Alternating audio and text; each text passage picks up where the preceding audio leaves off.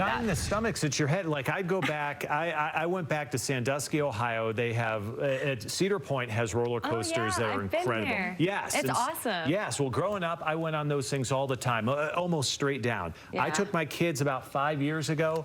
I was this close to blacking out. So it wasn't a stomach, I was about just to be gone. Yeah. And it's like the wooden roller coasters are known to be even like rickety. And that's a wooden roller coaster that they're going on. Well, I hope they beat the record. Yeah, good luck. Yes. Good luck. Couldn't be, well, maybe it could be me. I do love roller coasters. I love them too. I do too. I'm just getting old. Oh, man. I need their genes. All right. In terms of our weather, obviously, we've had some wildfires that we've been talking about in southern Utah.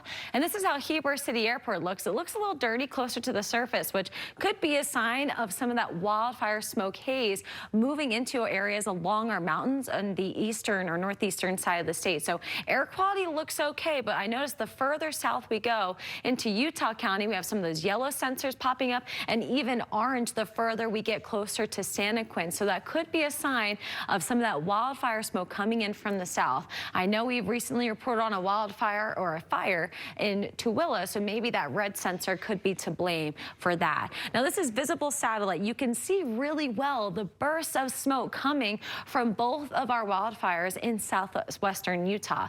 If we kind of zoom out and try to follow it all the way up, I know it looks thin, but I think that is what is to blame for our reduced air quality. And you're likely seeing all of that haze if you are areas south of the Wasatch Front. For our temperatures, it's another hot and windy day. It's 96 degrees in Salt Lake, so about 5 to 10 degrees cooler across northern Utah compared to yesterday. Ogden and Logan now back into the 90s. It is 87 degrees in Monticello, 99 degrees in Moab, and then 101 degrees in St. George. So we have clear and quiet skies, and we'll maintain those skies overnight tonight. Now for our 24-hour temperature change, high pressure moved further to the east. So believe it or not, it is a little bit cooler out there, and it's going to be much cooler, especially for northern Utah by tomorrow. A cold front's just to our northwest, and this is going to drop into the northern half of Utah tomorrow. So areas north will have a cool down, and then it'll be slightly cooler across the central, not as cool across southern Utah because the cold air doesn't get there yet.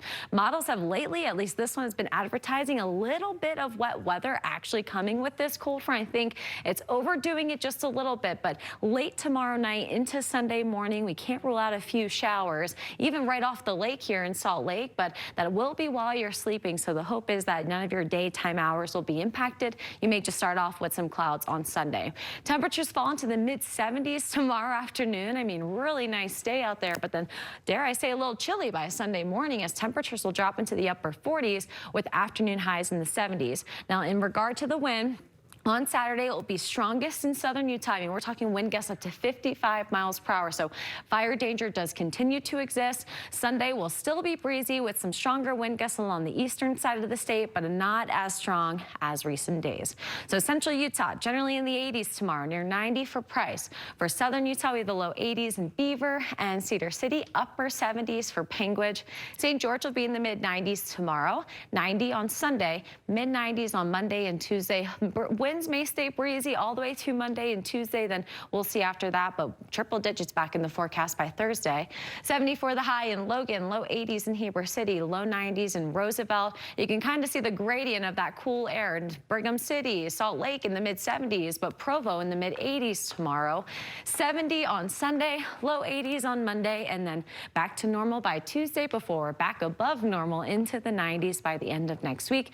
Still not seeing any strong sign of precipitation, so just a lot of sunshine and unfortunately continued dry weather, which of course leads to wildfire danger yet again. So continue to keep an eye on that. All right, Devin, thanks. Yeah. All right, stick around. We'll be right back.